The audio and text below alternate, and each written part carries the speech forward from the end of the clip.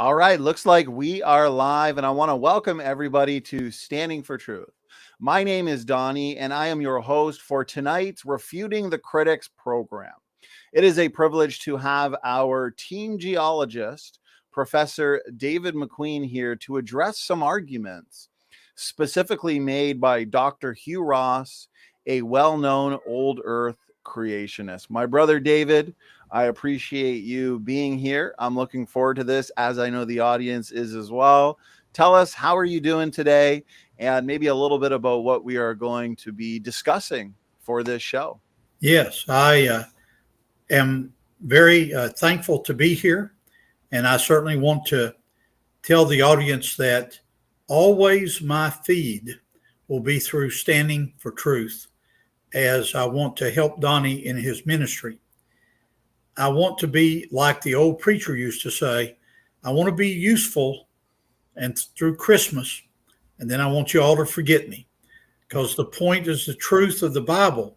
The point is not me or the others that Donnie has as his team. 40 years ago, almost, I had an opportunity to interact with Hugh Ross when I was at the Institute for Creation Research. And so I'm very interested in the clip that Donnie is going to play of Dr. Ross. In the spirit of what George and I have started doing, may I first tell a joke, Donnie? Of course. The show wouldn't be the same without a joke to kick us off with, Professor McQueen. Well, George, I assume you're watching somewhere in the world. And so here's the joke. You know, the tomato family, they were out for a walk, and the little brother tomato fell behind. And Daddy Tomato goes back and smacks him on the head. And what does he say, Donnie? He says, ketchup. Ketchup. Even I knew that one, Professor McQueen. Well, that's shocking, actually. So that is the background on tonight and tonight's joke. But what we're going to be talking about is a very awesome evidence for a young Earth revolving around a mineral called kyanite. But let's hear what Dr. Ross has to say first, okay?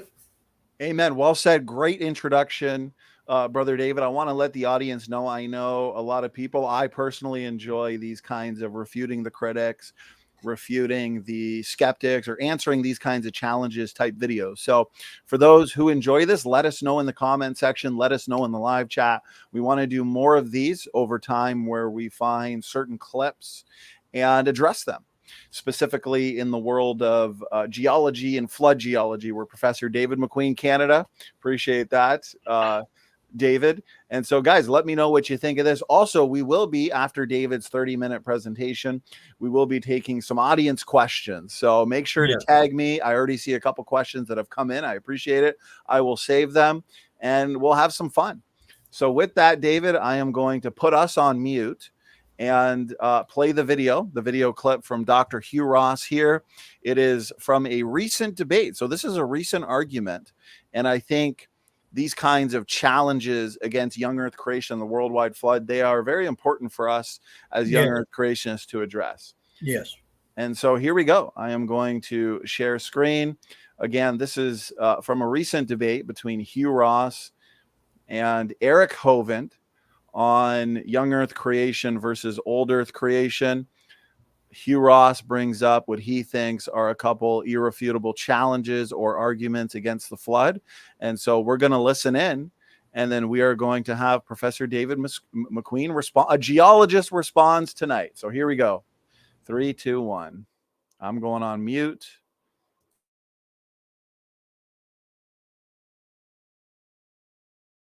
And caused all these fossils to be formed, also caused these layers to be rapidly formed.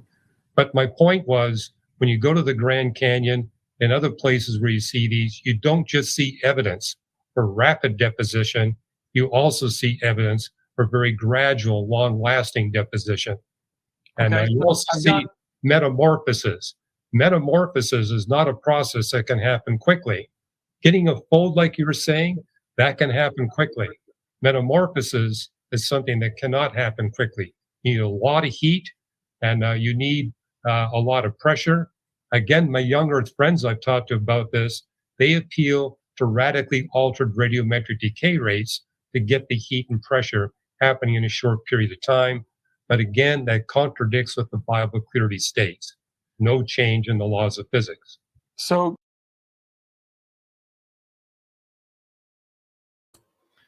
Okay, so there we go. We've got a couple arguments.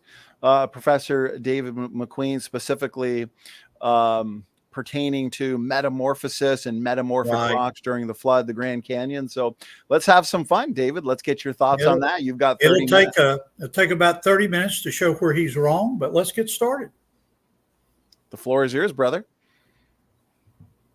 I want to begin tonight and point out, using one of my props here. Remember, I'm in Mrs. McQueen's kitchen, so I have to be careful of my props.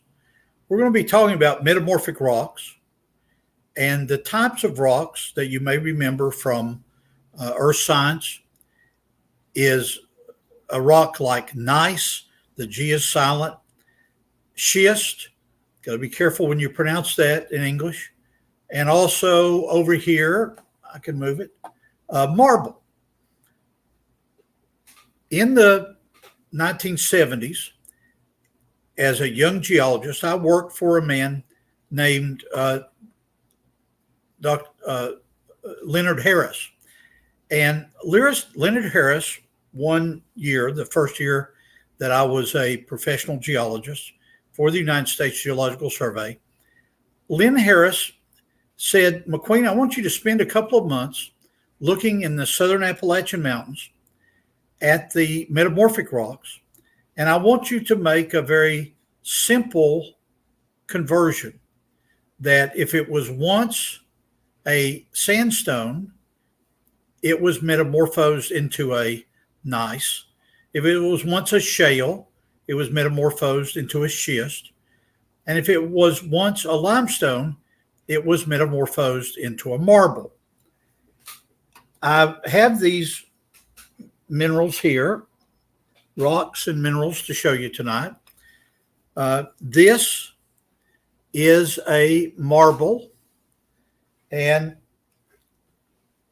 Ms. McQueen is not over in her nook there, and so she won't see me pouring this water on the kitchen floor here. But you can see this much better if I wet this rock. This is an example of what a marble looks like, and it starts out in Harris's model as a limestone like this. Heat and pressure is put on it, and it is converted into a marble. Those of you that have followed my discussions in the last 3 months have heard me mention the Murphy Marble Belt in North Carolina as an example. Secondly, we have a gneiss. And so let me get this nice rock here picked up. Get my coffee out of the way. So this is what a gneiss looks like. And you'll notice it's banded with dark layers and pink layers and so forth. It reminds you a little bit of a granite, but this is a foliated rock texture, not what you would consider a granite. And then here is slate, as if a chalkboard is being made of it. So this is slate here, and slate is a kind of schist, if you will. A appearance, what would be called a phylitic or a schistose appearance, is what you see in a rock like this. This is a schist that has been folded in a metamorphic setting. And so that's what the basic vocabulary means. Now let's begin to go beyond that to answer Dr. Ross's question and his challenge. The key that we're going to use is the word disequilibrium.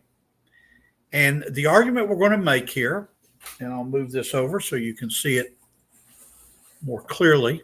We're going to use the argument that metamorphic rock facies are a proof of young Earth geology. And the argument that Dr. Ross gave is what we've come to call on Standing for Truth a rescue device. And we'll go into Patterson's comments in 2012 here about that. But I had to rob some toys from my grandchildren so that we could better understand this idea of equilibrium and how it applies to these metamorphic rocks. So I hope you can see that all the different colors here have caused this toy to balance. So that would be called equilibrium. What we're going to argue is if you remove a couple of blue minerals,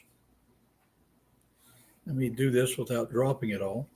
If you remove a couple of blue minerals, the mineral kyanite, and focus on that, you have a type of metamorphic rock that's called a blue schist metamorphic rock that is in disequilibrium. That disequilibrium should not be there if the Earth were millions of years old, or especially in the plate boundaries where this is supposed to occur. You wouldn't have a situation of disequilibrium. There should be plenty of time for the kyanite minerals to achieve an equilibrium. Now, we have to begin diving pretty deep here into details. I want to, especially since it's Easter week, be very careful to go back to the Bible and make you aware that the word metamorphic in Greek is actually used in Romans 12. And let me read this to you. This is from a paraphrase. Don't copy the behavior and customs of this world, but let God transform you into a new person by changing the way you think. Then you will learn to know God's will for you, which is good, pleasing, and perfect. The word let God transform you is the Greek word metamorpho, which means to change. Okay, at this point, we need to dive even deeper into this subject, and let's define some words that we're going to be talking about. You'll notice behind me the word facies. If you've had college geology, you know that the word facies is often used in regard to sedimentary rocks, but that's not what we're talking about here. The word facies comes from Latin, and it means either the aspect or the appearance of something. And so when we talk about a metamorphic rock facies, we can use, and if you go online, I'd encourage you to do that, to look at the internet definition of facies. It reads this way: a set of metamorphic mineral assemblages repeatedly associated in space and time, such as that it has a constant and predictable relation between mineral composition and chemical composition, and the facies concept is based on observations in the field. Now, I have an undergraduate degree in geology from Tennessee and a master's at Michigan. I was forced to take physical chemistry there, which talks about this kind of facies relationship, phase diagrams. Everybody bought a bumper sticker which said, honk if you pass PChem. Well, I struggled, as most of my buddies did, to even make a C in it. And so the idea of facies needs some explanation that would help us to understand what in metamorphic rocks is meant by facies. And since we're in Ms. McQueen's kitchen, I have robbed some things from her to be able to make this analogy mean more. Let's think about facies like we're baking a cake, with each mineral, kyanite, muscovite, mica, garnet, all the other minerals, each of them is a recipe as we bake a cake. So our goal in all this is to end up with cheesecake swirl. But we need everything that's in this box to be able to do it. And so if we're going to heat up and metamorphose all these components, we need to do it in such a way that we can recognize that we've got to add milk to it. So we add milk and we whisk it up. Now, the whisk is an analogy to tectonic pressures that occurred during the time of the Great Flood. It's a topic for another time where all the energy went. If you look at presentations that George and I have done over the last 12 months, you'll get a presentation about that.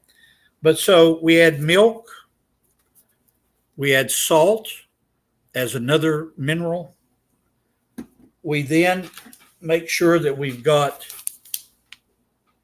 flour, and we whisk all this together.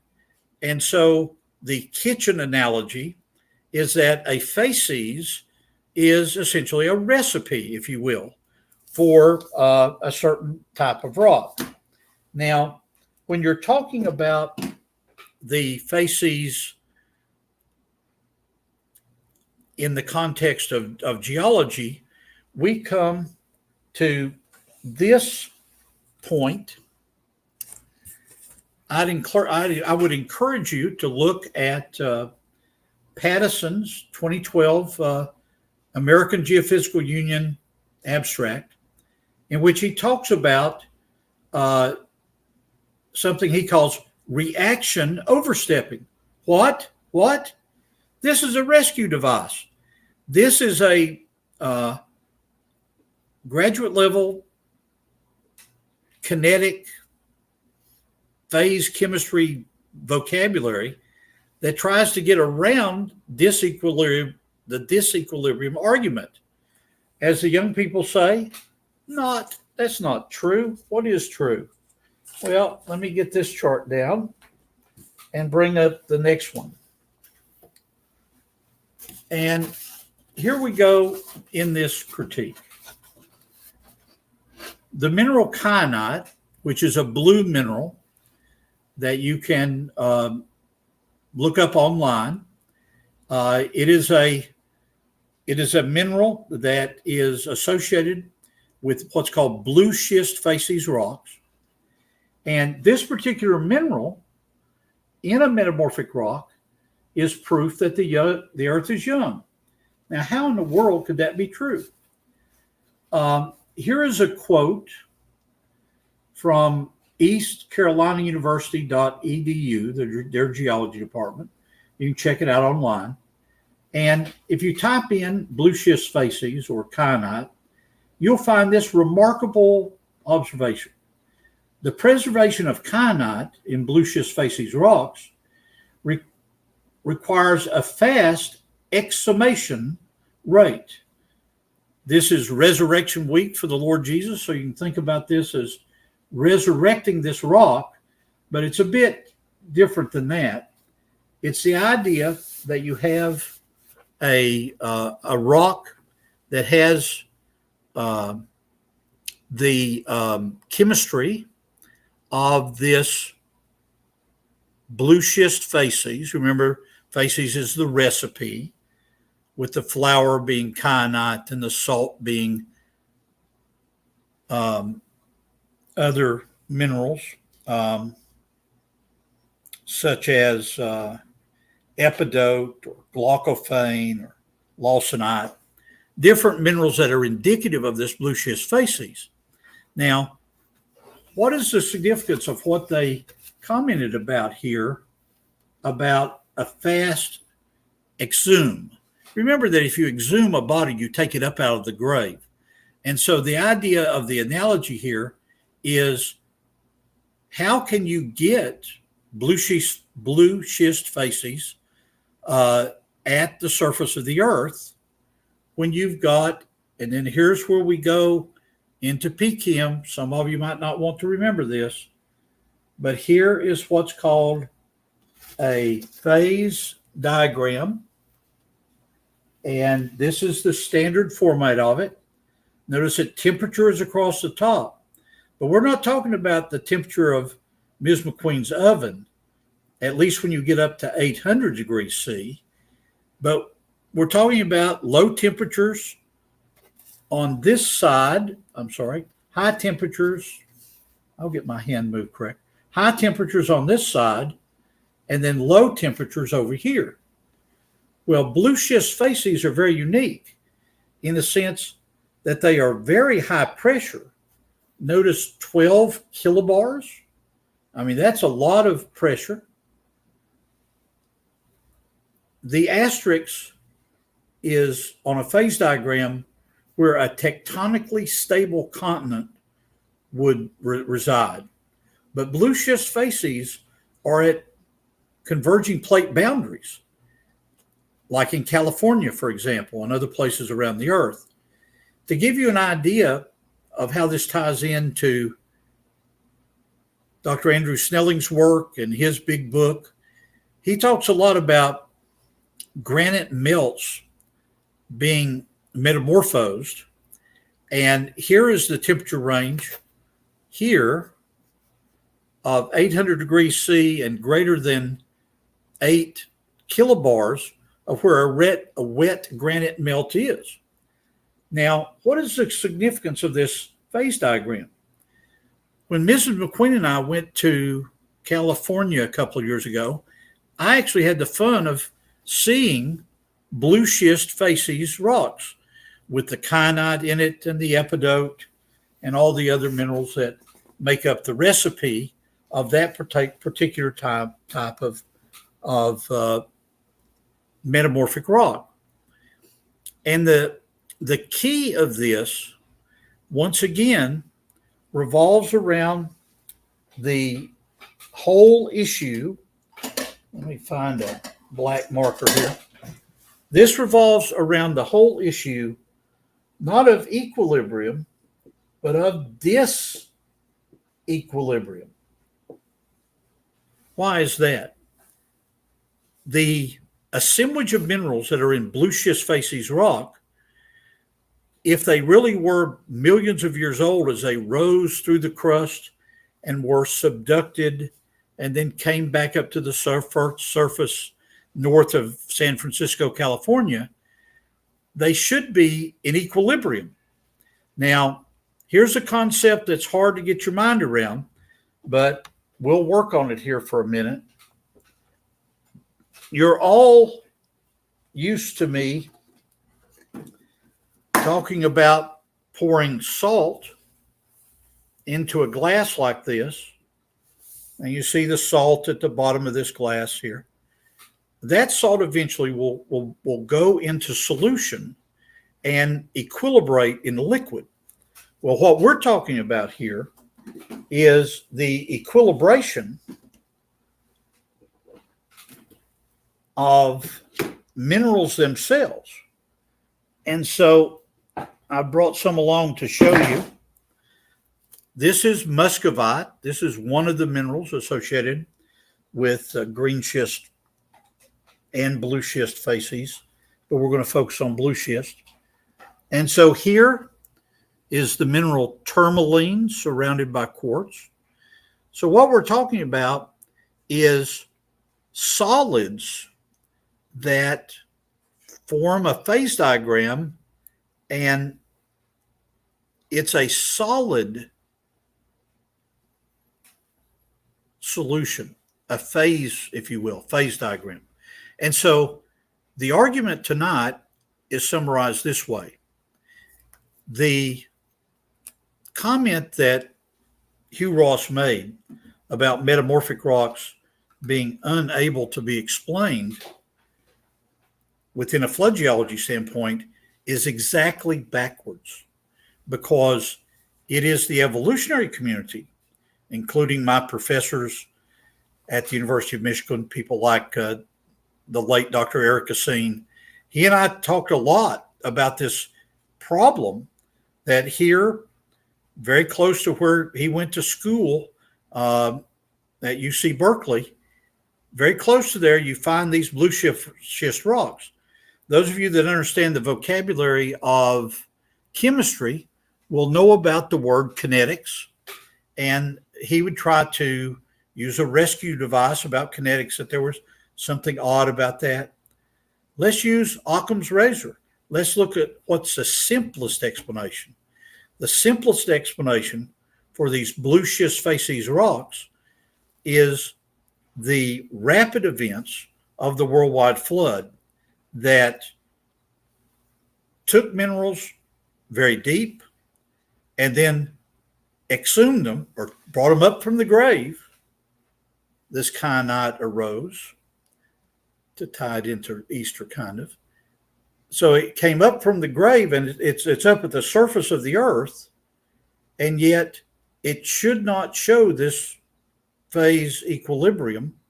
The evolutionary argument is that it should equilibrate over millions of years, but the fact that it's not in equilibrium is an argument for the young earth. Donnie, do you have a follow-up question about that for me? As always, Professor McQueen, that is very good, well presented. And I love how you break everything down in a science lesson type way to make it understandable for everybody. So basically, what I'm hearing from you is the challenge or argument presented by Dr. Hugh Ross turns out to be a challenge for his model, old Earth creation.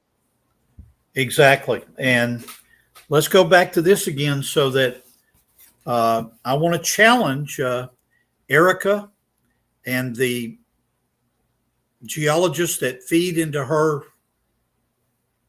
discussions behind the scenes, apparently. I want to challenge one of these men that have had physical chemistry, have had petrology like me, to explain this diagram. Because here you've got the blue schist rocks that are right here. They are very high pressure, but very low temperature rocks. How come when they're brought to the surface of the earth, presumably over millions of years after the subduction of a plate under California, how come you can find these blue schist facies rocks at the surface in disequilibrium?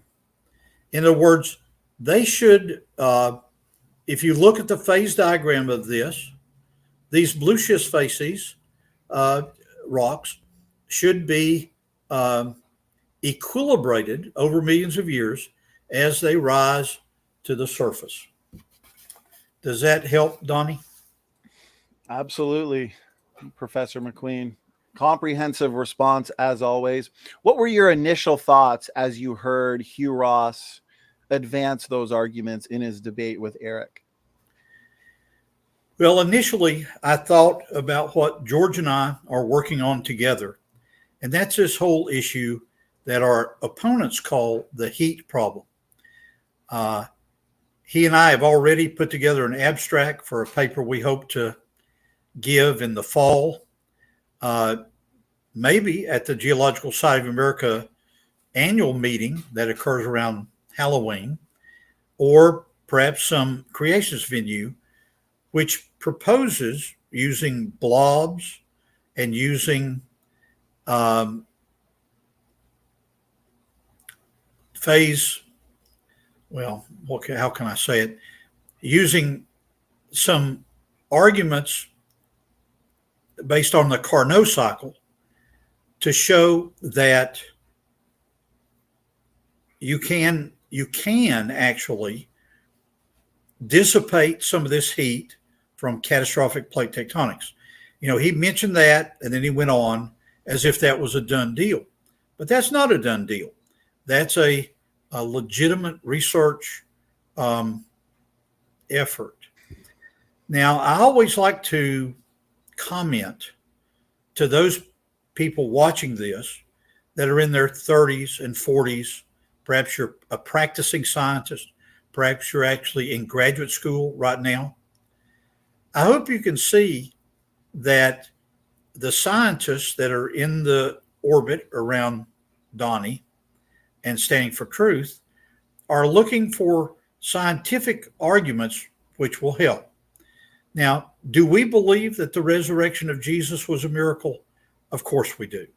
Do we believe that miracles are recorded in the Bible? Of course we do. But yet, we want to take the scientific data that we have been trained as, me as a geologist, George as an engineer, others as people that are trained in physics. We want to use those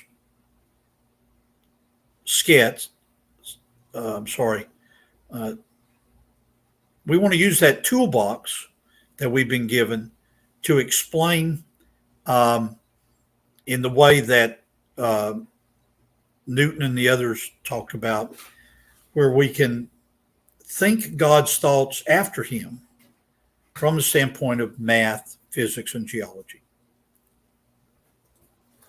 Well said, Brother McQueen. In Hugh Ross's arguments there and his, I guess, challenges, he almost seemed to scoff at the idea that some young Earth creationists look to accelerated decay in the past. He didn't, as you pointed out, he didn't really elaborate on it. He kind of just threw that out there and then moved on. So my question to you, is there good scientific evidence for accelerated decay, either at creation or even in the flood? Yeah. At 7:30 my time, or 30 minutes from now, I'd like to take a 5-minute break, and I will go get some of my whiteboards that I put together about the whole issue of accelerated nuclear decay. And we'll talk about that some after a 5-minute break. Is that okay, Donnie? Absolutely. Absolutely. It's a heavy topic, and you've done numerous debates, I think over 10 at this point. For anybody in the audience that wants to see those debates, you have debated many prominent critics in the world of creation versus evolution. And so I highly recommend people check that out. Those debates range from accelerated decay to the age of the earth, the worldwide flood. Exactly. Brother McQueen, I wanted to ask you, based on what you were saying earlier about the heat problem, I've had the honors and the privilege to witness a lot of the behind the scenes work and research you and George Bond are doing to solve that issue. And I really look forward to the possibility of having published work in the future, like you were saying. And so basically my question is, brother, where a lot of creationists, some creationists at least, would look to or invoke a supernatural explanation to explain the removal of all this heat. In your research with George, are you finding that there may indeed be a scientific explanation for how this heat was removed? The issue you bring up is so very important, especially to the young scientists that are getting into a discussion of creation and evolution, about a discussion about what the Bible says about things. A book that I would recommend that we all reread between now and Christmas would be C.S. Lewis's book entitled Miracles, a Preliminary Study. And in that book, he points out that some of his circle of friends that he had discussions with, and if you know anything about C.S. Lewis's life, you know that the Lord of the Rings, J.R.R. Tolkien, was one of his coffee drinking buddies back in his days in the 30s and the 40s. And I love a quote from Lewis about those discussions. If you make an analogy between a miracle and a dragon, now, of course, as a young Earth creationist, I think a lot of the dragons were actually dinosaurs, but let's put that to one side. As these two men talk, Tolkien and Lewis would accuse Tolkien of these fairy tales. Why are you writing about dragons? Nobody believes that there really were dragons in England in the old days. We don't believe that the Loch Ness monster is some kind of dragon or something. Well, Tolkien's answer was wonderful. He said, listen, Lewis, even if you don't believe in dragons, if there's one in your neighborhood, you have to make him part of your policy. And it's a great rebuttal to this. Perhaps there were miracles involved in all that went on during the time of the Great Flood. Certainly miracles occurred during the creation week, no question about that. But if we're moving in the spirit of Isaac Newton to think God's thoughts after him through mathematics, physics, engineering, chemistry, it is fun to see how far we can go. And what our opponents would be forced to admit is a naturalistic way of explaining what some would say is a miracle. I hope that helps some of you that are thinking about this topic. Absolutely, Professor McQueen. I appreciate that. As new people join the live chat, as we are doing these response videos live, I want to recommend to people, especially once this is over, go back to the beginning. We played the clip from Hugh Ross, and essentially he is saying, and you responded comprehensively, Brother McQueen, metamorphosis cannot happen quickly. And so that's a major problem for the young Earth creation model. But I've heard many other critics, not just Hugh Ross. So this is obviously an argument that's repeated, Professor McQueen, over the last several years in debates. But this is simply not supported by the evidence. Isn't that right? That's correct. And you've got to take a deep dive, not into organic chemistry, which you're so good at, Donnie, with all of your discussions about DNA. So not organic chemistry, but PChem or physical chemistry, phase diagrams, the first, second, and third laws of, and even the fourth law of thermodynamics. You've got to take a deep dive into that to see that a rock that contains, let me go down here and pull up this gneiss again. If this gneiss was formed in the early part of the flood, buried very deeply into the zone of high pressure and low temperature, where the kyanite and other minerals would be associated, like the cake that Ms. McQueen's baking.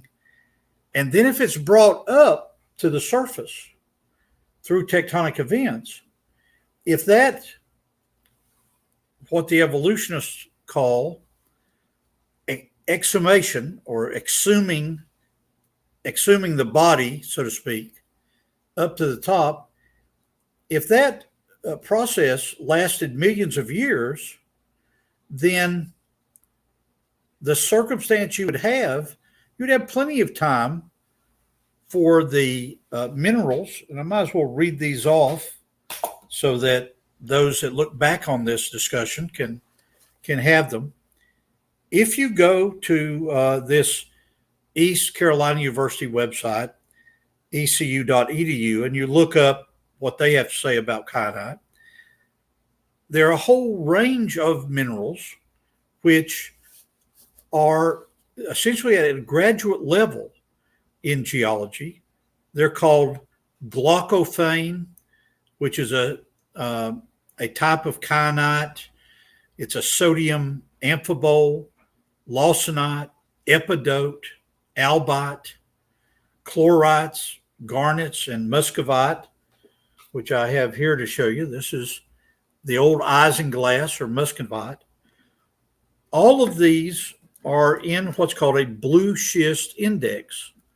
And we want to use the word recipe tonight. It's what you might think of as all the different things in this box that, when put under heat, end up as a blue schist facies rock. But the evolutionary community considers the parent rock of blue schist facies material basalt, and a combination of basalt and seafloor geology. They're found along subduction zones, convergent plate boundaries. And if you go on a phase diagram even deeper than an kyanite or a blue schist facies, you get all the way down into what's called an eclogite facies, which are found in some parts of even of California. And so once you look at these minerals, you can understand better the way it works. Now, here's a little ad for my book. This book next year will have been out for 10 years. And this is a book I wrote about minerals. And it starts in a very basic way and then talks about how minerals tie into the lordship of the Lord Jesus. But it also has some Geology 101 things about understanding what's called the streak of a mineral and how to identify minerals and so forth. And so I would recommend that you get one of these books off Amazon. I like to have some fun with my own book. You know, you watch all these things on TV where they say, this will cure cancer. And for $9.99, if you act in the next 5 minutes, we'll send you 2 of these. Well, this one retails for $17, but you can get copies of this book used for a lot less than that. But all joking to one side, the topic of metamorphic rocks is extremely complex.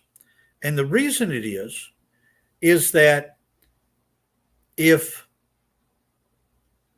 Donnie in Canada and me in Louisiana were to say, let's drive and meet in the middle of America. Let's have him drive south to Kansas or Oklahoma and let me drive north to there.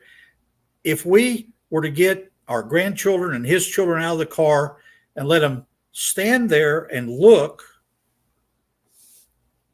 at what they find there in Kansas or Oklahoma, 75% of the time they're going to be standing on sedimentary rocks, which I would argue is an evidence for the flood, since 45% 45% of the North American continent at least is covered by sedimentary rocks. There's a chance that when we got out of the car and started looking around, that we might find an igneous rock like a granite or a basalt. And it's true that they cover about 25% of the Earth's surface. You have to go, as I've depicted on my photograph here, you have to go to a mountain chain and actually get in the middle of those mountains ordinarily to find metamorphic rocks. And that's why they are found in the Sudbury, Ontario area of Canada. That's why they're found in the southern Appalachian Mountains, 2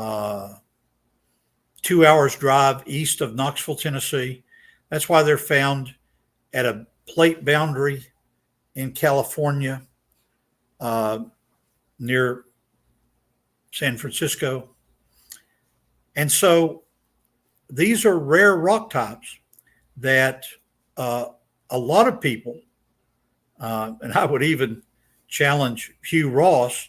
I don't know. He and I first met almost 40 years ago. Who knows what he's done in those years, but maybe he's actually seen some of these blue schist facies rocks in California. If he and I ever debate, perhaps he'll let me know. What about some questions from the audience now before we go to that? I've got your bestseller here, Professor McQueen. Highly recommend, brother. Well written, great visuals. Really is a must-have book in any collection. Thank you, sir. I wanted to bring up real quick one of my own questions. Sure. And then we will get into some audience questions. So again, to anybody in the audience, especially those who just got here, we played a clip from Hugh Ross and Eric Hoven's recent debate. And Professor McQueen gave a very comprehensive response to Hugh Ross's arguments there. So there's a geologist named Ken Wohlgemuth, and he's associated with Reasons to Believe, and I believe BioLogos. And I reached out to them about a year and a half ago, maybe 2 years, to debate you. Yes. And Ken is who they recommended, but he refused to debate. I find that to be common with a lot of old Earth geologists, unfortunately. But anyways, I've got a screenshot. Ken, he wrote the book, The Grand Canyon Monument to an Ancient Earth. And he's heavily featured in BioLogos. And so he commented on one of my posts. I posted a flood video, one of our flood videos. Yes. From John Mackay and Joe Hubbard. I'd like to read some of his response. I think it's kind of funny, and get your thoughts, Brother McQueen. Yes. So he says, the video gives no evidence that would require a worldwide flood. Complete cop-out. That's an assertion. But he continues by saying, the best point made was that fossils are from animals that died by drowning in floods. We understand there's billions and billions and billions of fossils in the earth that require rapid burial, including fossils, as you know, Professor McQueen, of fish giving birth, fish being eaten. Exactly. Obviously, that requires rapid burial. And so he says, so here's his excuse, though. Here's his rescue device. He says, there were millions of catastrophic floods in the 542 million year history of the fossils being formed since the Cambrian period. And then he says, all the events described fit so much better with an ancient Earth and the fossil record of Cambrian through Holocene over 542 million years. So that's his rescue device for the fossil. Let me use from our laundry room 3 different washcloths, different colors there. And what Brother Ken is trying to argue is each one of these layers here is indicative of a regional flood. And so the red at the bottom, we find a regional flood that trapped some trilobites. Then we go up in the Grand Canyon to the white Coconino sandstone, and we find amphibians running away from the floodwaters. And then we get up on top of the Grand Canyon and go north of the Grand Canyon all the way up to where we find dinosaur fossils, and we find them. Well, the critique for him is twofold. One is a rock mechanics critique. To get an anticline like this, try to do this better. There's an anticline like an arch. And then here is a syncline like a smiley face. To get those, you have to have rocks that are the consistency of Play-Doh. You cannot have something as rigid as my brand new cell phone here. You can't squeeze this on either side and get anticlines and synclines. But what is worse is this. If you hike the Grand Canyon, which I did from 1983 to 1987, during that period of time, I hiked the canyon 5 times. And I looked at these contacts. So I looked at this as we hiked down, and where it contacts the Coconino, it's a knife edge contact. And when you go on down, and the rocks eventually get down through the limestones, the Bright Angel shale, and the Tapete sandstone, again, knife edge contacts. Well, if my white layer here is supposed to be a sand dune that is moving across the western United States over hundreds of thousands of years, if not millions, how come as it moves, there's no evidence of erosion at the bottom? How come there's a knife edge contact? I think that what Brother Ken is missing, and I look forward to debating him once he agrees to do it, is those knife edge contacts are not indicative of a million little catastrophes over a million years. It's indicative of events from creation through the flood over a 6,000 year Earth. And so the argument of a young Earth, which is criticized by Brother Ken and Hugh Ross and others, is simply not a good model to explain what we see.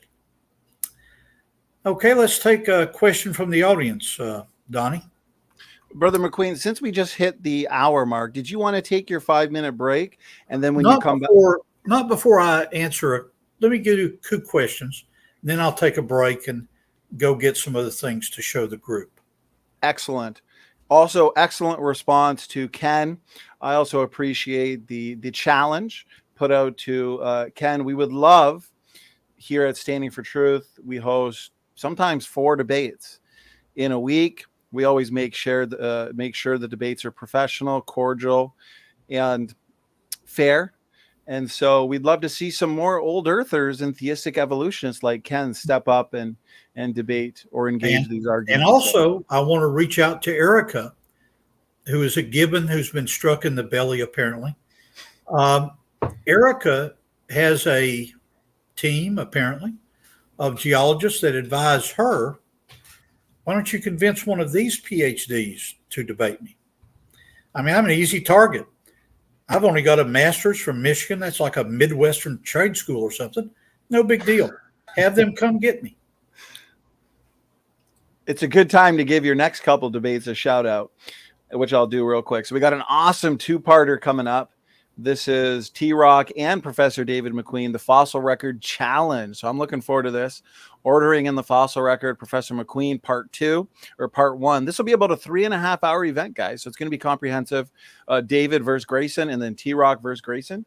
And in a week, I believe it's the 12th, April 12th. Correct me if I'm wrong, David. You and Snake was right. We'll be debating young Earth creation. We also collaborate with Modern Day Debate. And so I've moderated several debates there, including 2 with you, Professor McQueen, with some big name evolutionists, King Crocoduck and also Conspiracy Cat. Well, let's see what my buddy George Bond, he had a question there that popped up.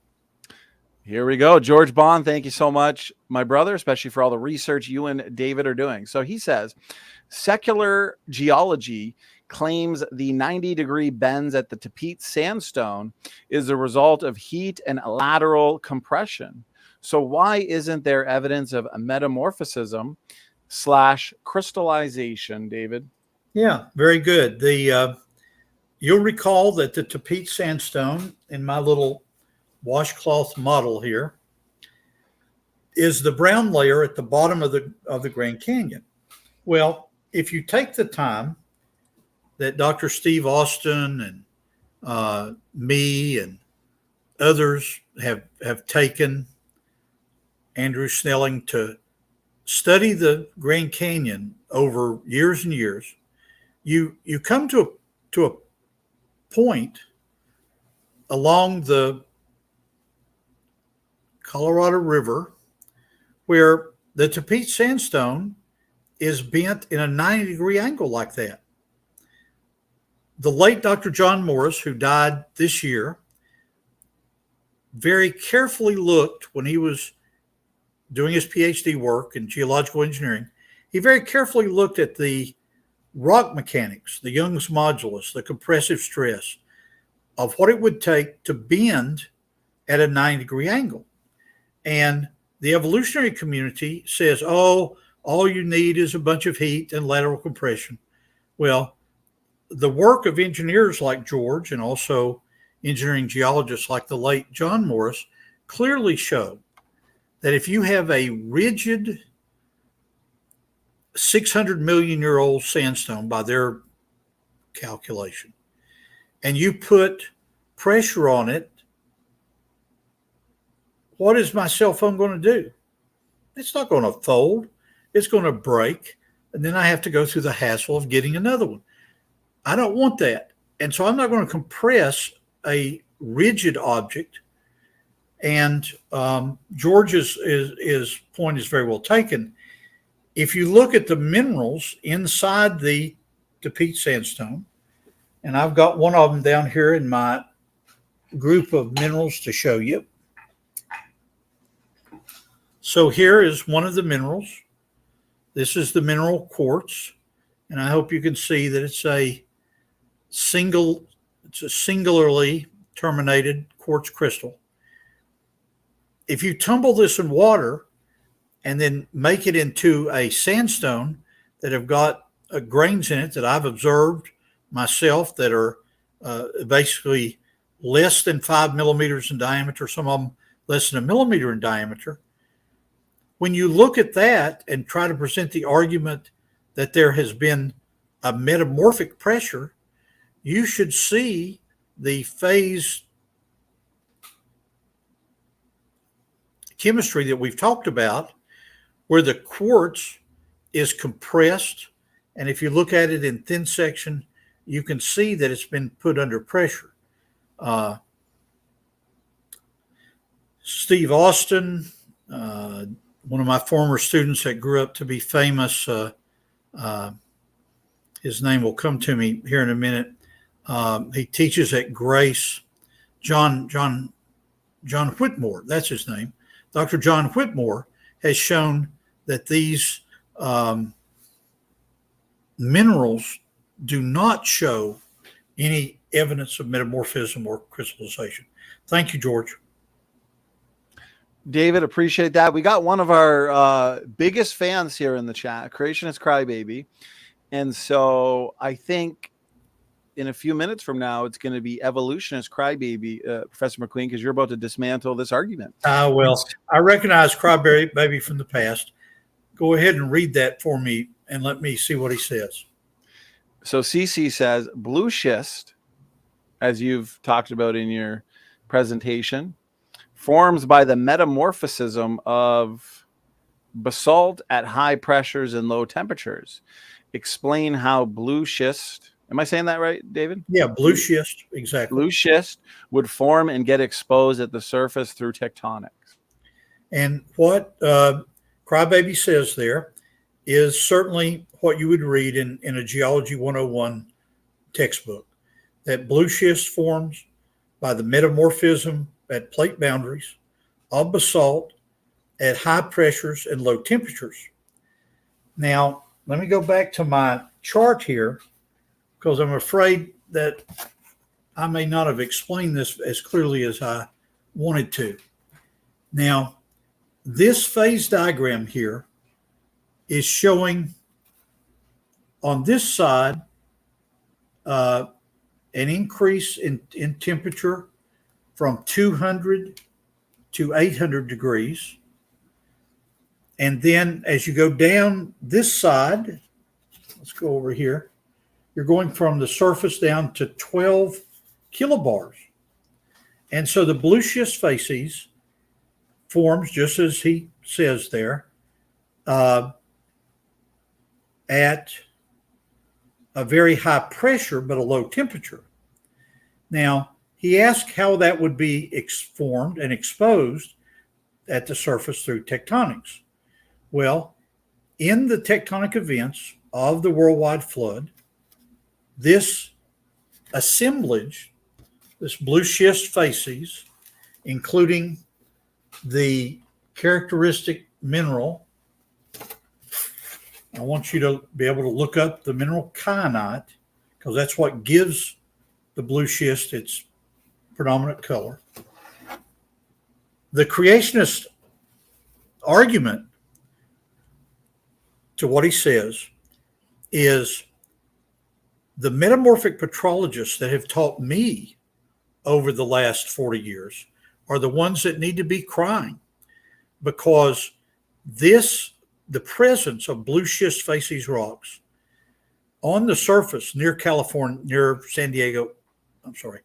San Francisco, I've seen them with my own eyes. The fact that they're sitting there is a remarkable disequilibrium situation. The disequilibrium in the different, there, Ms. McQueen's come join us. Maybe she'll make a cake. At any rate, the disequilibrium situation that I've explained has an explanation in a young Earth model, because we are arguing that it was just several thousand years ago that these assemblages, the blue schist facies assemblage, was brought up to the surface in modern day California. The evolutionary argument is weak, because they have to say, like this rescue device here that Pattison brings up, they have to say, oh, McQueen, this is a kinetic issue. It's reaction overstepping. Well, I think that is simply an evolutionary rescue device, because this kyanite evidence is a clear evidence of a young Earth. Donnie? Very good, David. Did you want me to get another question in there from the audience? Why not? Okay. Here we go. Oscar T. Grouch. Question. Considering shale rock requires a flood to form and 50% of the Earth's rocks are shale, wouldn't this confirm a global flood? Oscar, I very much appreciate your comment there. I have, in the last 3 months, contacted my old friend, Dr. Steve Austin, and I've asked him, how much of North America would you say would be covered by Salk sequence rocks? This is sandstones and shales and siltstones. And he included, with the shale that you're talking about, sandstones and siltstones, and he gave a number of about 50% of the Earth's surface. And other people I've talked to, I went back to my notes from 50 years ago at the University of Tennessee. Dr. Otto Kopp, a fine professor of mine, estimated that 75% of the world's rocks were sedimentary rocks. I agree with you, Oscar, that the fact that you find this many sediments all over the Earth, and I guess I'll use this. Oh, I can use this. This is better. This is shale, probably from the American Northeast, from states like Maine and New Hampshire, Vermont. This is metamorphic shale, metamorphosed shale, to make the slate that was the standard for American blackboards for all those years. So your point is exactly right, that having sediments like sandstone, silts, and siltstones, sandstones, shales, and siltstones, covering most of North America, is an argument for the worldwide flood. Okay, Donnie, I have some things I want to get from my office. Drop my video for 5 minutes and I will be back with some other things to show you. Awesome. Okay, David, we'll see you in 5 to 10 minutes. All right, guys, I hope you're having fun so far. I'm really enjoying this. These responding to the critics and answering challenges, these kinds of videos are important because when we see these kinds of arguments utilized, for example, in this debate with Hugh Ross and Eric Hovind, we want to show you guys why these arguments, they don't hold up under scrutiny, as David McQueen is demonstrating. And so if you haven't yet seen the show in its entirety, I noticed a couple people joined and said that they're an hour late. No worries. We are doing this live. We're taking audience questions right now. And so if you do have a question on the flood or anything said in the video, or you've heard your own arguments, feel free, tag me. We do have about 30 more minutes of questions before we wrap this up at around the two-hour mark. So we are going to be doing more of these. And I've got my own set of clips that I'm looking forward to addressing, including more clips on the flood from the critics. And so if anybody in the chat, any of our supporters come across an argument that they'd like to see us debunk, let me know. Send it in, email, comment section, and we will do our best to get to it. Echoing Erudite, appreciate it, brother. Just saw your question. We got about 5 minutes before David comes back, and so feel free to send in your questions. We've also addressed a Facebook comment from Ken Wolgemuth. He's a old earther. He might even be a theistic evolutionist, but he's a geologist, and so we've addressed some of his arguments. And Professor David McQueen, he's got a couple debates coming up. So the Fossil Record Challenge, this is going to be an epic event. I'm looking forward to this. The ordering of the fossil record in general, major argument that the critics love to use. And so what we have here is two frequent Standing for Truth debaters, T-Rock and Professor McQueen. They're both going to debate specifically Grayson, as he has been putting forth this challenge for a little while. And therefore, we are going to be having this two-part debate, one event, about 3.5 hours. Professor McQueen and Grayson will be tackling the topic for the first hour and a half, and then T-Rock and Grayson for the last 90-ish minutes to probably about 2 hours. Next week, debate on young Earth creation, Professor McQueen, and Snake was right. So lots to look forward to. Last night, we had, I would say, a must-watch debate on the Marian dogmas. So Pastor Chuck, Steve Christie, is Prayer to Mary and the Saints Worship. This was a ton of fun. Let's get some great feedback. We've hosted now about 300 debates on all sorts of topics: creation, evolution, soteriology, eschatology, dispensationalism, you name it, the nature of God. But this was the first time we've hosted a formal debate on the Marian dogmas debate. And so I thought it was a lot of fun. And we've got another debate on that topic coming up next month. So May 5th, it is up on the channel, if I'm not mistaken. So this is going to be a big one. Two big dogs in the debate world, Steve Christie and Dr. Robertson Jenis. They're going to be debating the Marian dogmas. This is going to be fun. You guys definitely don't want to miss out on this one. So make sure you're subscribed. We're just a few subscribers away from 18,000. And so help us get there. Share this around to your friends, your family. Hit that notification bell. And that way you won't miss any of these shows on Standing for Truth. We got debates, interviews, discussions, open mics. We got a little bit of everything for you. So this is coming up. We've also got who I chatted on the phone with today, as a matter of fact.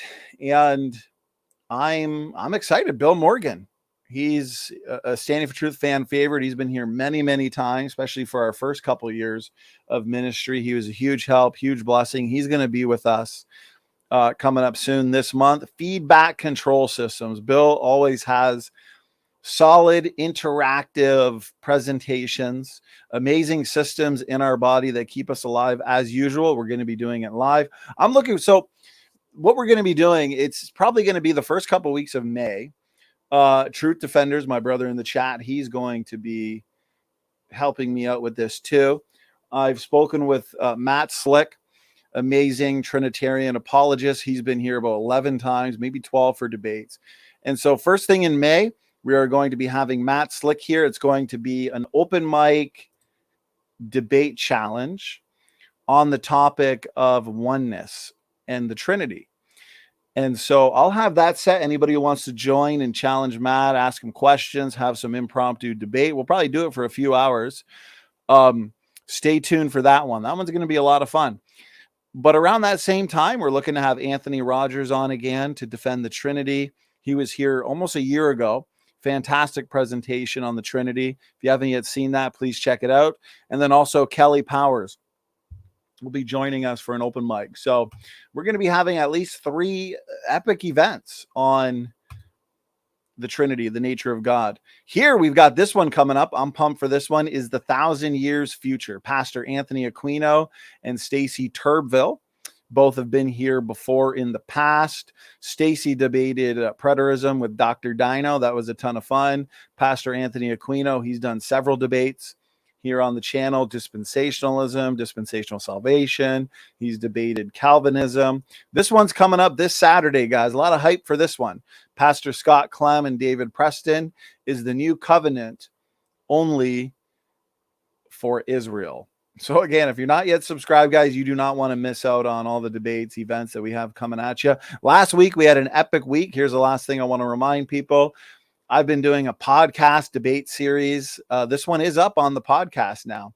And there's about 130 episodes on the SFT podcast. You can find us on Google, Spotify, Apple, all of your most popular podcasts. I know a lot of people prefer podcasts. Listen to audios all day. So please check that out. This one was human chromosome 2 fusion, about 3 hours on just this one controversial topic. It's a hot topic. It's a technical one, but it's really the only debate out there of its kind. And so if you're looking for, especially if you're on the fence and you're not sure what to do with the whole human chromosome 2 fusion argument, check out that debate. You'll see 2 solid representations of both sides of the equation, Grayson being an evolutionist, me being a creationist. And I think you'll come away from this debate having learned a thing or two, put it that way. And looks like my brother, Professor McQueen, is back, and we missed you, David. It's been an excellent show so far. Time has flown by. I'm surprised we're sitting here at an hour and 15 minutes. I feel like we just started. So as always, it's a pleasure. I hope you're refreshed for our second half here. We got lots of questions. David, how you doing? I want to introduce a topic that we can think about the human population.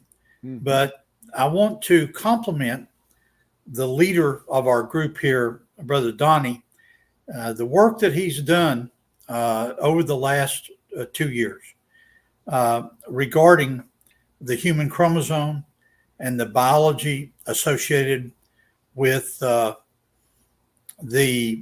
whole argument about whether evolution is adequate to explain changes in the genome and the human population. I want to compliment him on that. And notice what he said at the end there about this very elaborate debate that he had about a particular chromosome. I hope those of you that are students of science can understand that here on Standing for Truth, we're not afraid of diving deep into whether it's the issue of genetics or biology and other things. And some of the arguments that we have heard, Donnie and I, over the last couple of years, they'll say, oh, McQueen, How come we don't routinely find human fossils amongst the dinosaurs and buried down with the sharks and so forth? Well, here's an argument that I've become aware of through the research of my wife, Shirley. And I'll use the Louisiana state map here to illustrate this. Here is the state of Louisiana with New Orleans down at the bottom there. And here is the place where I live that's called Richland Parish in northern Louisiana. And I've colored in that parish there.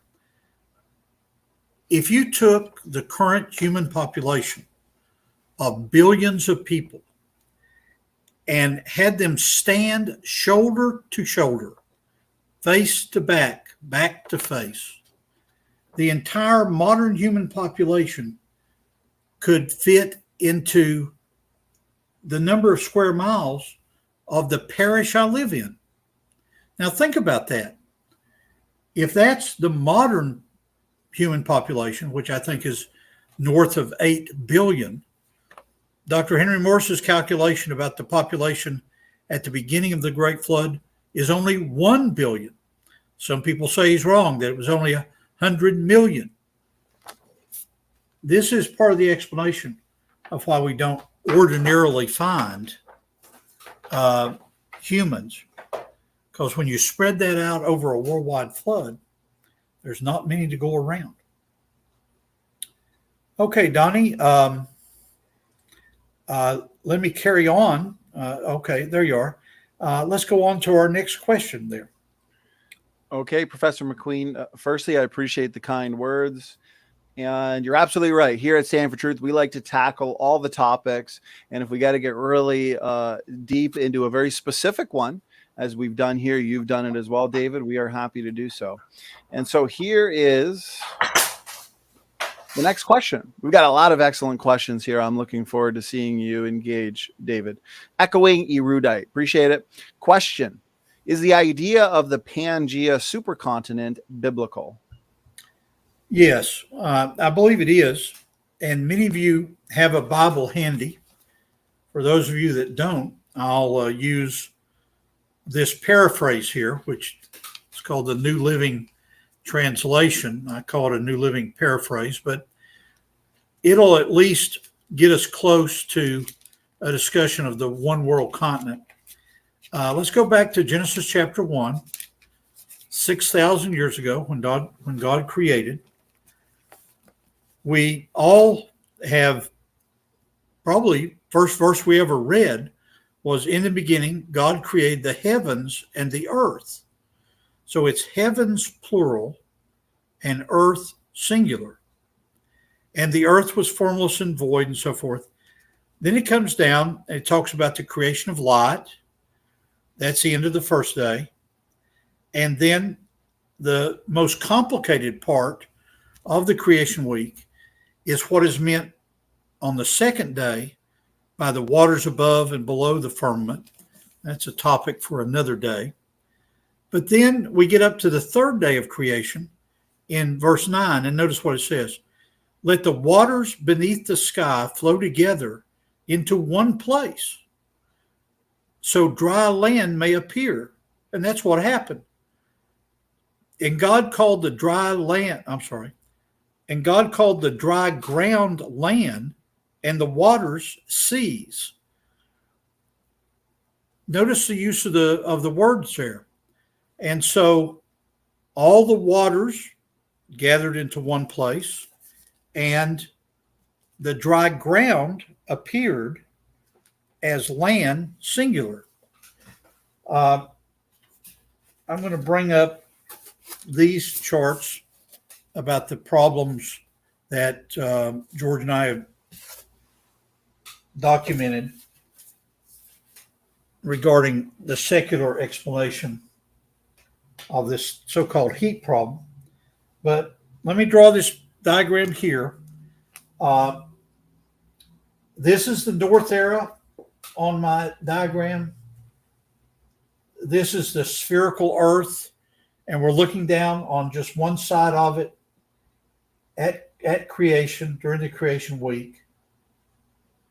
And here is what the evolutionary community would term Pangaea. So here is an area. I'll get a different color. Here's an area called the Tethys Sea. So that this is water out here all around the earth. And then this is the Tethys Sea. The vocabulary of Pangaea, referring to these different parts here of this one world continent. If we speculate that most of the people from the time of creation up to the flood, which might be 1 billion people, if we speculate that most of those people lived in a coastal area, just like they do today, I think most of the world's population lives within a 1 day's drive of a beach someplace. So if we assume that most people were living here, and the one world flood occurred and destroyed this C-shaped continent, this Pangaea, we can provide an argument for why a lot of these people that are scattered around the earth, even though they would be able to escape the rising floodwaters, a lot of them may have been trapped by initial tsunamis. And if you're drilling down into the earth and you end up with a core sample about this size from 10,000 feet down, the probability of this core going down in the Gulf of Mexico or offshore Nigeria and actually intersecting a human fossil is very rare. But what makes it worse is that when I was a college professor around 1980, there was a geologist on the rig that would actually look at the cores and the samples that would come up. But nowadays, they have an individual that collects these samples, puts them in boxes, sends them to Frankfurt and Dallas and Sydney, Australia, to headquarters where they're looked at by a professional geologist. If he were to find something in there that looked like the red blood from some human, he would dismiss it as something to be discarded. What I would suggest is you think through the fact that he's discarding it because of a philosophical position, what technically is called epistemology. How can you know what the truth is? Well, if your worldview would tell you that humans evolved millions of years after snams, that's a combination of a snail and a clam, a snam. But if so, you got snails and clams very low in the rock record. If you were to find a human fossil down at that level, philosophically, the evolutionary geologist would dismiss it. Okay, right. Next. I really appreciate and love how comprehensive your responses are to these good questions, David. Somebody in the chat, Pickled Grammar, appreciate it. They just had kind of a follow-up question, I guess, to what you're saying. They're asking how you came up with that landmass, I believe, on the okay. board. Let me use. Let's see. Because I reuse my small whiteboards, I think I may actually have it on the back. Yeah, here we go. Here's one of the ones I've reused. Now I've got to get it where you can see it here.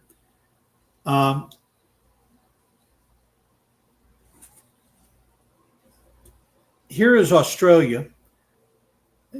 Because of my friend George, Australia is in its proper place near the center of the earth, back in the time of the Great Flood. These red marks there are what we have called blobs, B-L-O-B-S. But let's look here. There's the part I want. There we go, over on this side.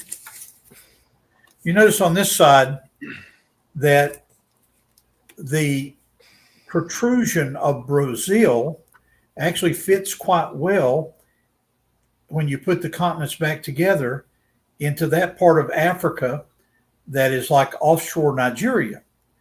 And so the way that we get this C-shaped continent is by taking the modern continents and moving them back into their position at creation 6,000 years ago, and before they were broken up by catastrophic flood geology. Okay, next question. Very good, Professor McQueen. I had a couple of my own questions out of curiosity. So Sure. Would your specific model of flood geology, would the pre-flood world have really deep oceans or mostly seas not quite as deep as something like the Pacific Ocean today? How would you view that, Brother David? Okay, let me think about the answer to that. The evolutionary community believes all modern oceans are younger than Triassic or Jurassic. Put another way, the modern evolutionary geologist views all the oceans as being younger than maybe 100 million years old. Because there is evidence that,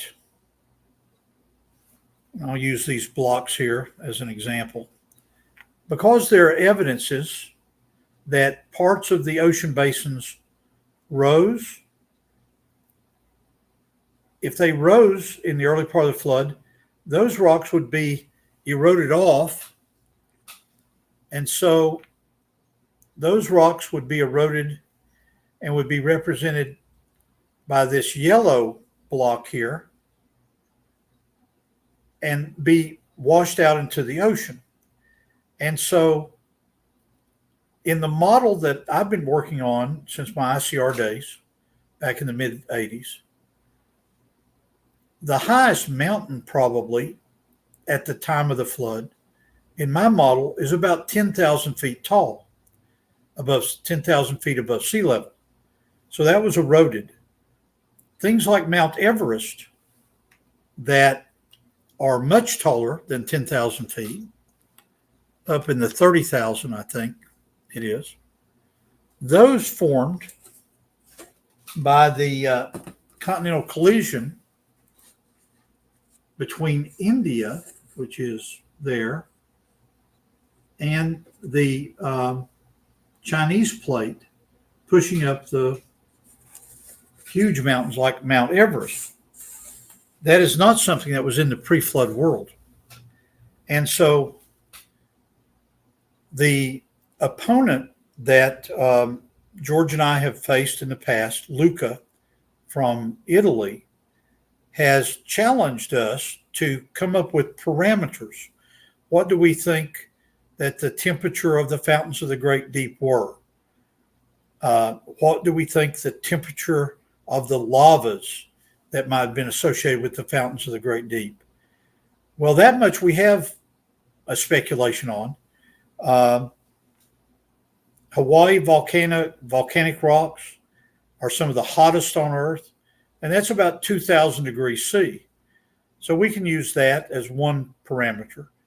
You've got lava at 2,000 degrees C coming up into that the flood year ocean, what I call Noah's Ocean. And you've got mountains that are around 10,000 feet that are hit and eroded by the floodwaters during the first phase of the flood.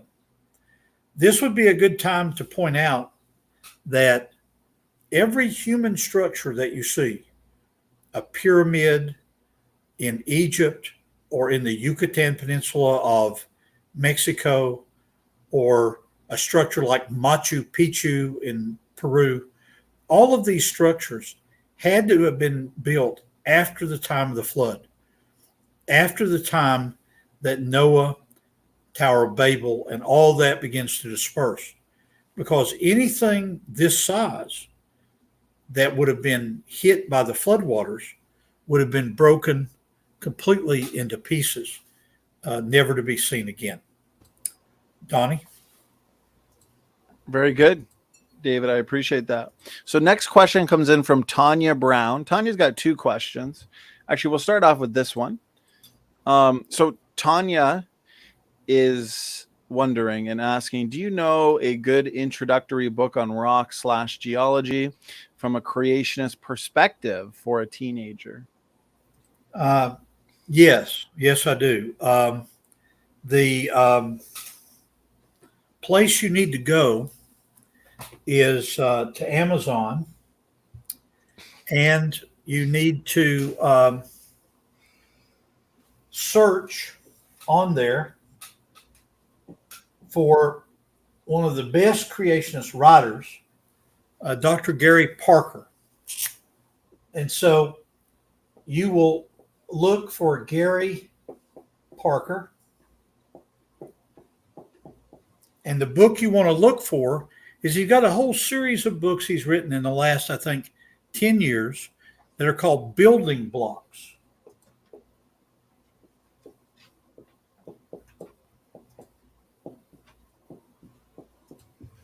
And the one that you want to emphasize for junior high is what he calls the building blocks of earth science.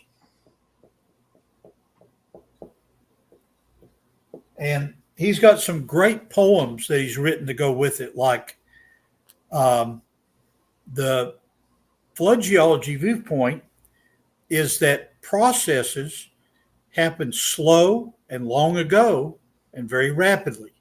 The evolutionary viewpoint is long ago, very slow to bring us what we have today. So this is very good. Ms. McQueen and I have submitted to our publisher a new book that's called Rock Forensics that I have mentioned here on Standing for Truth in the past. And we're hoping to have that approved and perhaps published by this time next year. It's focused on a hypothetical little girl named Alice who goes around the earth and looks at rock and try to figure out, is this a crime scene? If I find all these fossils, is that evidence that a worldwide flood occurred? And so the crime scene then becomes what Alice discovers is, what is the crime? The crime was rebellion against God by all those people except the 8 on board the ark. That's awesome. Absolutely. I look forward to that being published. Also, you and I, Professor McQueen, over a year ago now, we did a mini series, Basic Geology, Advanced Geology. Right. And I think it almost might be a good idea at some point in the future to redo that series now that we got a lot more subscribers. A book I recommend on just general evidence for the flood would be Carved in Stone, Dr. Tim Clary. Exactly. So that's an excellent. Now, Donnie, here is something that Gary Parker's working on right now. Certain paragraphs of Clary's book, I, as a professional geologist, don't understand. It's actually a very complicated book in certain paragraphs, in certain chapters. And so ICR has hired Gary Parker to write a simplified version of Dr. Clary's book. And that is to come out next year also. So that's something to look for those of us that don't understand every paragraph in the big book. Absolutely. I think that's always a great idea with these technical books. Have your general technical book. We have that at Standing for Truth, and then a book made more simple, made easy, kind of thing. So I think that's great, Professor McQueen. Okay, and Tanya's next question is: Are there any similarities between the Grand Canyon and the Turkey earthquake chasm? Could an earthquake be partly responsible for the Grand Canyon? Okay, I appreciate that, Tanya, and I'll answer it this way. I saw the video footage of this enormous chasm that was opened up in Turkey during that very powerful earthquake that occurred not that long ago. It's an issue that I've thought about since I first began discussing this with Dr. John Morris and Dr. Steve Austin back in 1980 when I first had contact with these men. And I don't think an earthquake is a good explanation for the chasm of the Grand Canyon. If you look online and you search under Dr. Steve Austin's name, you'll find that in the last couple of years, it's Stephen A. Austin, Austin, Austin. If you Google Austin, you'll find that in the last couple of years, he's developed what's called a spillover argument for the formation of the canyon. And the idea is that if this is a north arrow and this is the Grand Canyon looked down from above, after the time of the flood, there was a lake to the northeast of the Grand Canyon. That lake's dam ruptured and it spilled over into some of the cracks of the beginning of the Grand Canyon and eroded it from the Grand Canyon, washing all that sediment down into Baja California, and then from Baja California into that body of water between Baja California and Mexico. Dr. Austin, because of our long friendship, has assigned me to be a spillover evangelist. And so I argue that this is a better explanation for the Grand Canyon than some of our creationist colleagues. Now, those of you that might be new to this whole flood geology argument, I hope you'll find something very important in the way I said that. Certainly within the evolutionary community, there is a huge argument about how long and how the Grand Canyon was eroded. I remember that one of my major professors, Dr. Bill Kelly at Michigan, had produced a computer simulation showing the sequential formation of the Grand Canyon. Well, his movie was science fiction. If you actually look at the rocks and see the arguments, that's not a good argument that a river that is now about as wide as a football field at most and as deep as the distance from home plate to first base, that a river that size could have eroded through millions of years what we see. Better to have a very rapid spillover event. What is my point? Not only do we argue against the evolutionary viewpoint, but there are discussions within creationism. A fellow named Michael Ord has a different viewpoint about the Grand Canyon. Others have a different viewpoint about the Grand Canyon. Isn't it a good argument that when we do creation science, we really are doing science? So that we have a spillover model from Dr. Austin, and we've got other models from other creationists. Sounds like we're testing hypotheses. Sounds like we're testing different models to me. Does it to you, Donnie? Amen. Very important, these kinds of in-house discussions that us young earth creationists engage in. That's what science is all about. Multiple working hypotheses, I believe, is also important, especially when we're dealing with events in the past. I'm curious, Brother McQueen, based on your drawings there, what in your opinion is the best evidence for the once existence of those lakes that basically would have spilled over, creating the Grand Canyon? Well, the audience should Google Stephen A. Austin. And over the last few years, I've been a co-author on one paper. Other creation scientists have helped him on it. And it turns out the evidence for this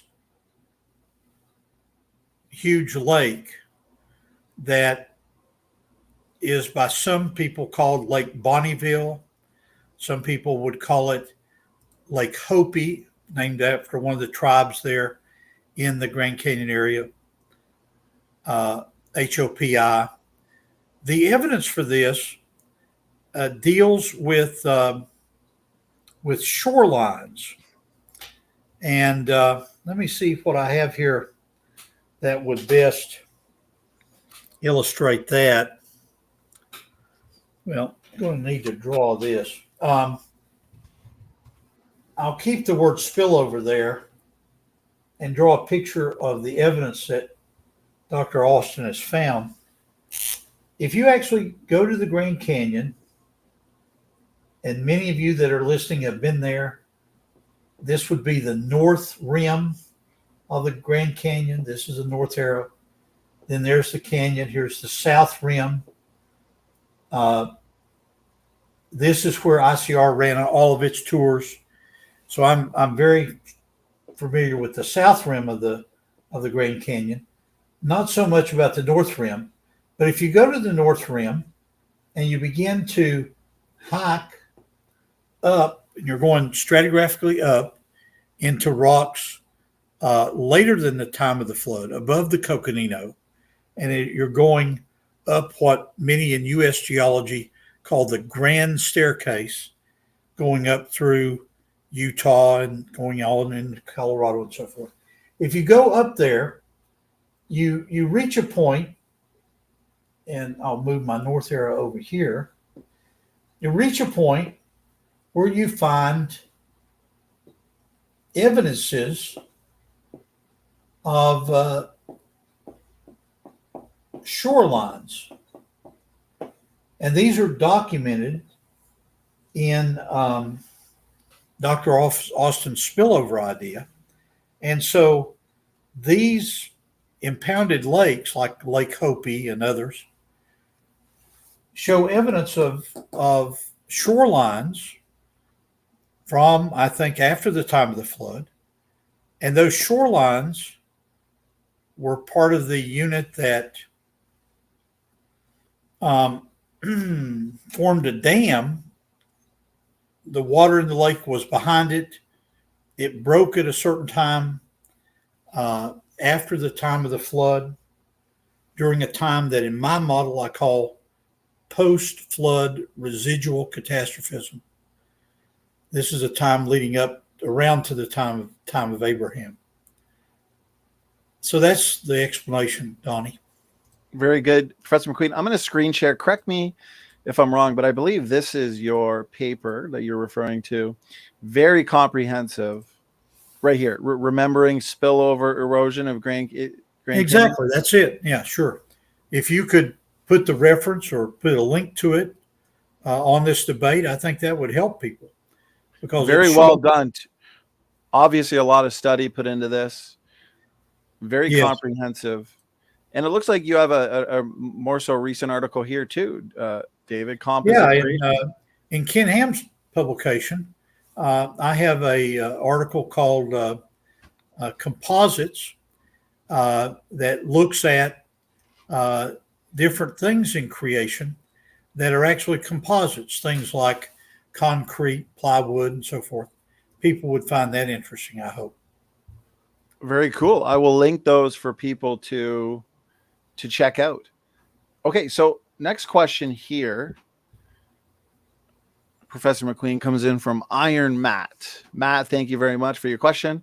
What is the best response to, and in quotations he has, the geological column is obviously not flood layers as we observe them now. So how can you logically say that they are flood layers? Well, let's think about that for a minute, Iron Matt, and see how I want to answer that. Okay, we'll do it this way. The creation geologist, whose real name is Jan Petschkes, has written a number of books under a pseudonym, a nom de guerre, a nom de plume, called John Woodmorappy. Well, my colleague John Woodmorappy, before he got married, spent every Saturday at the University of Chicago Library researching various aspects of how much food would animals eat on Noah's Ark, and he put together a book about an argument for the Ark. Well, he's done a number of other studies, and the only place on Earth that he found that you can actually find the geologic column going from Precambrian through Paleozoic, Mesozoic, Cenozoic is in the Atlas Mountains of Morocco. And if you took the time to walk up this, you really would find trilobites down below. And then when you got up in the Mesozoic, you would find some fragments of dinosaur bones. And if you go all the way up into the Cenozoic, or the top of the column, you would find mammals and so forth.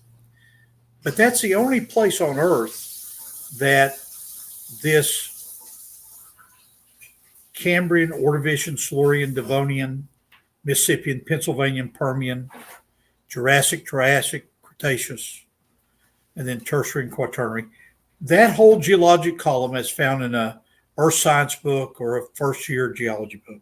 It's the only place on Earth you can find it. A lot of the other places that you go to, like the Grand Canyon, for example, what is called the geologic column, of course, they're flood layers. And what's fascinating about these flood layers is that when you look at them in some detail at the Grand Canyon, and in previous discussions, my colleague George has got some very good graphics on this, but I'll sketch them this way.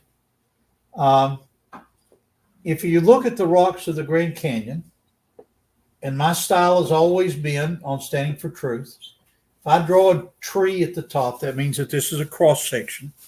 So we're looking at a cross section of the Grand Canyon. Down here at the bottom are rocks with no fossils, which are called Precambrian rocks by the evolutionary community.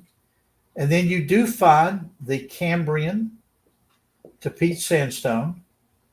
But whoops, when you go up from there, you should find Cambrian, Ordovician, Silurian, Devonian, Mississippian, Pennsylvanian, Permian. You should find all those if it were a real geologic column, but you don't. As you go up, you find these clear contacts, but you find no Ordovician rocks. You find no Silurian rocks by index fossils. There are some fish fossils in the Grand Canyon, and you might find those about there. But when you go all the way up to where the reptiles and amphibians are supposed to evolve, you get up to the Coconino sandstone. You do there find trackways that appear to be going up subaqueous dunes. And so when you look at the top of the Grand Canyon, the white layer is called the Coconino sandstone. When you look at that in some detail, it's a knife edge contact. If the Coconino sandstone is supposed to be a dune migrating essentially from Texas all the way to the Pacific Ocean, and it gets trapped here in the Grand Canyon as a migrating dune, how come it's a knife edge contact? How come when you look in some detail at what we call cross-bedding in that, how come that cross-bedding is best explained as being underneath the water, a floodwater moving across and burying the sandstone with a knife edge contact below and above? You find the tracks of either reptiles or amphibians, but you don't find any of the fossils. The explanation that's best for that is that when this was laid down, another wave of the flood comes by and washes them out to California. So it sounds like we oftentimes find the foot tracks of various creatures like tetrapods before we find the actual fossils of the creatures themselves. That's exactly right. And that is indicative of a worldwide flood. Now, I went and got the posters that George and I have used as we have argued with people like, now you can go back to July 2022 and you'll find a presentation that George and I did that pointed out some problems with the evolutionary critique of the heat problem. We found that they are wrong according to the calculus they use. If you look at the Carnot cycle, which most people have studied in high school physics or college physics, the old Earth model have the mantle and crust in a thermodynamic perpetual motion. And many of you have probably seen this pressure versus volume Carnot cycle thing. It turns out, if you look at the, now here we're focused on calculus. So if you look at the differential of pressure as a function of time, it turns out it actually violates the second law because entropy always increases. You're never going to have a situation where, on a global scale, at least, entropy is going to a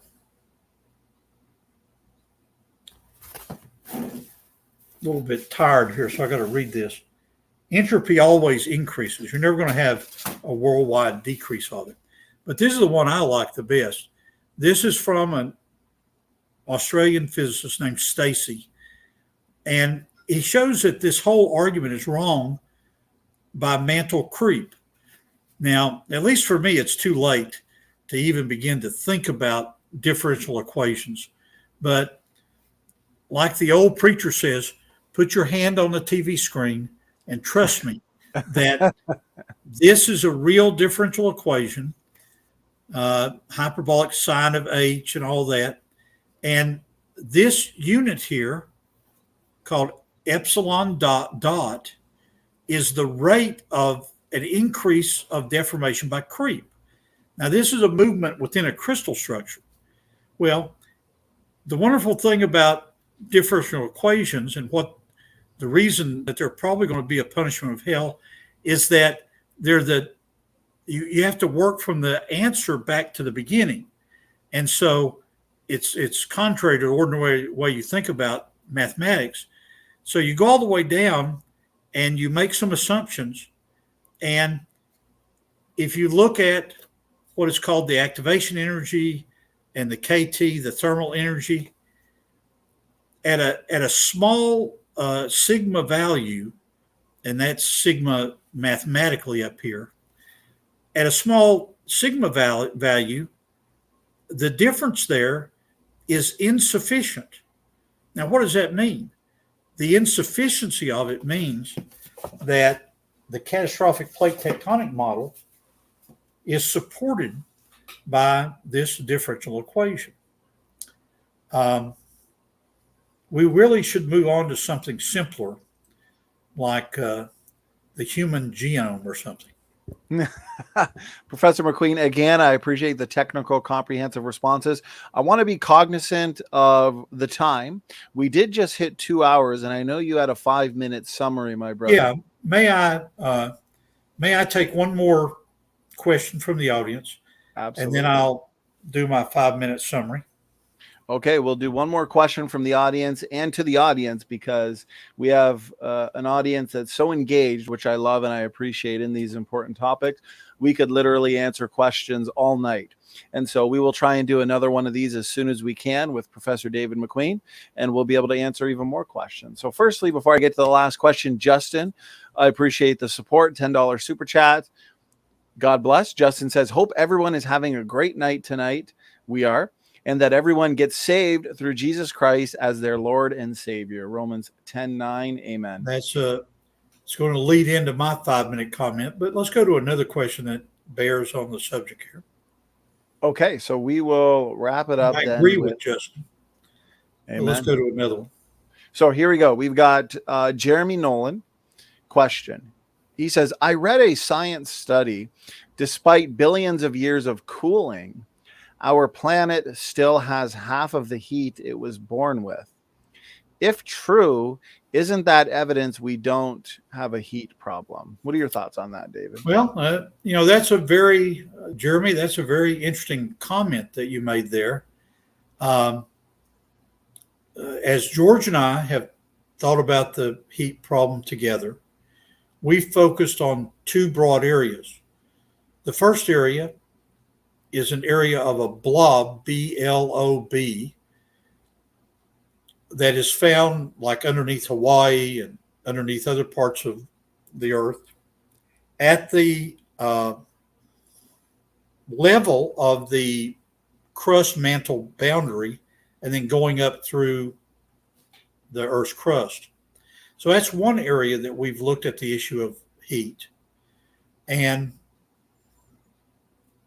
you'll have to send Jeremy an email to Donnie about where you read this about having half the heat that was left over from creation. I'd never really thought of that. The second argument that George and I have used about this whole heat problem is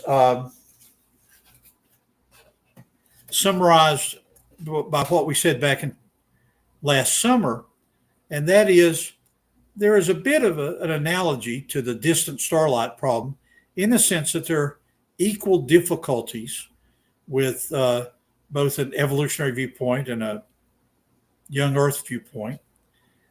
I think that the evolutionary community, when they look at the physics of the heat, are being forced into a perpetual motion machine.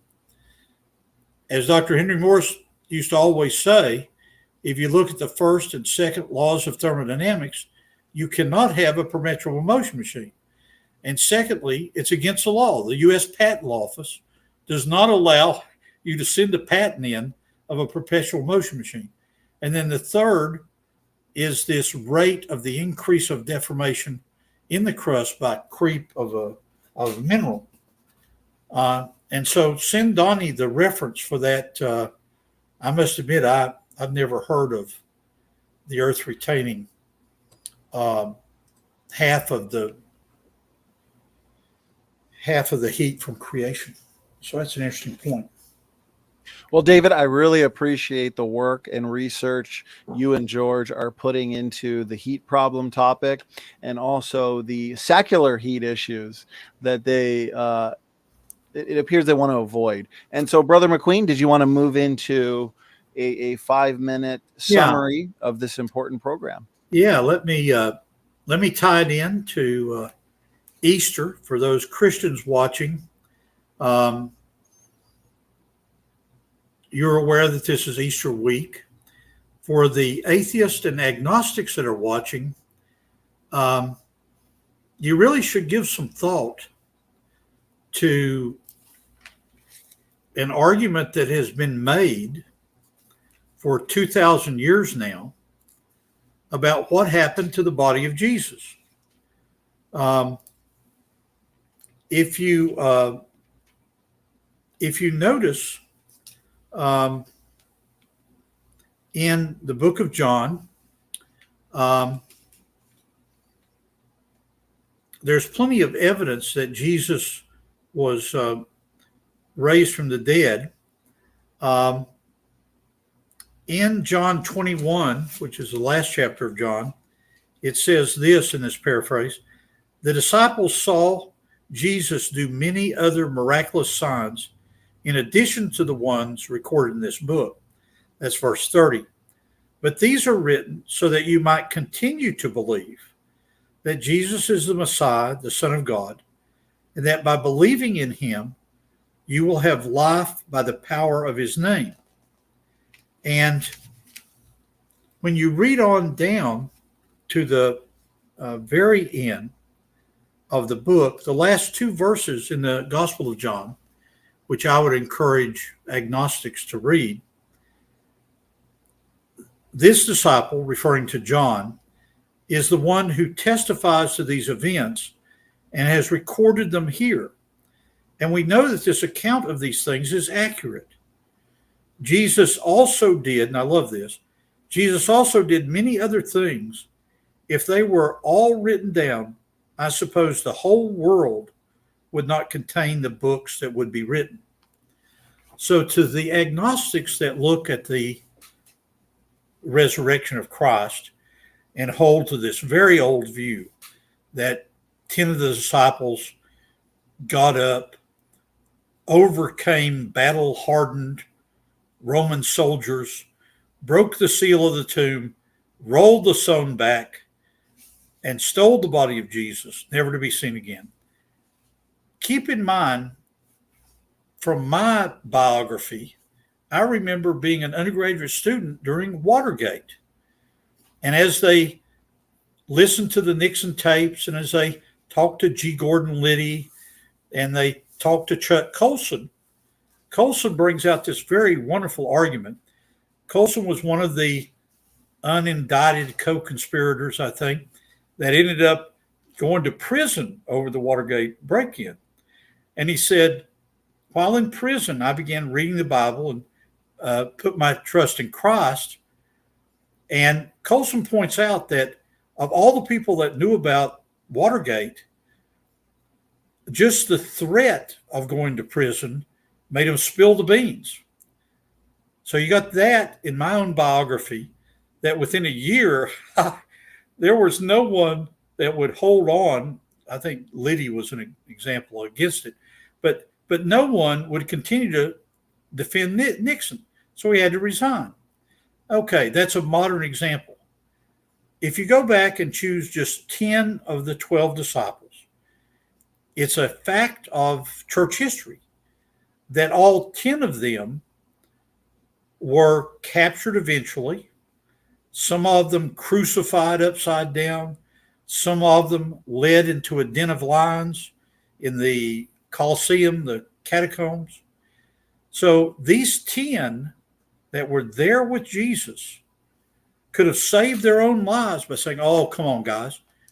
we stole the body of Jesus with the help of Mary, the mother of Jesus, and Mary Magdalene, and we hid it over on the Gaza Strip. You'll never find it. See, if they had said that, they could have saved their own lives. But every one, and I'll use 10 of the 12, Judas is not a good example, Judas Iscariot. The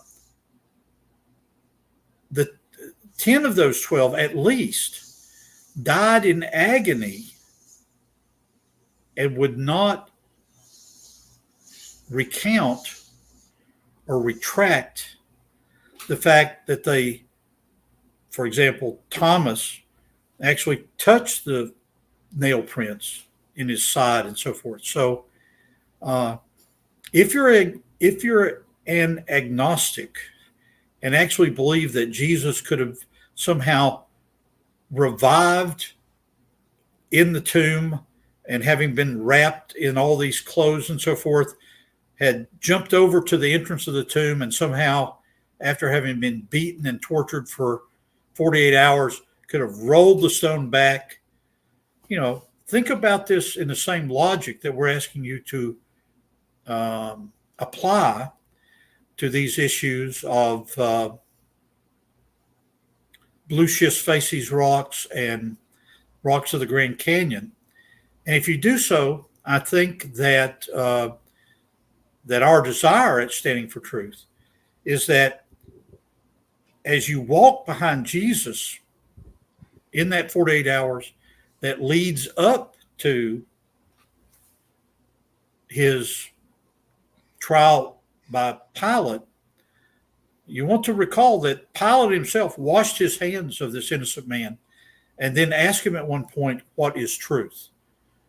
The purpose of our being here is standing for truth. How would you answer that question during this Easter week? Thank you, Donnie. Professor McQueen, I really appreciate that 5-minute summary and final words, beautiful words, especially in light of the Easter season and Easter weekend coming up. I'm looking forward to it. I hope the audience is as well. Real quick, my summary, Professor McQueen, this has been an extensive program, over 2 hours. And so we still have people joining us. I want to let them know that at the beginning of the show, we played a clip from a debate between Hugh Ross and Eric Hovind, and Hugh Ross put forth a challenge or argument against us young Earth creationists that had to do with metamorphic rocks and metamorphosis during the flood. Professor McQueen, you dealt with it comprehensively. This is an important program, and I want to recommend people share this content around. Also, make sure to hit that subscribe button because we are so close to hitting 18,000 subscribers. So, David, again, I appreciate it. Any last words, Brother McQueen, before we completely shut her down? I think you know the correct answer to this. When we're asking church, he is risen, what's the correct response? Amen. He is risen. He is risen. Now, this might be a Southern thing or an Episcopalian thing. You're supposed to say, he is risen indeed. Indeed. And so we'll say he is risen indeed. Indeed. Amen, Professor McQueen. And to the audience, thanks for tuning in. I appreciate all the excellent questions. David, as always, thank you for the comprehensive answers. God bless. To quote George, I'm going down and I am out of here. God bless all.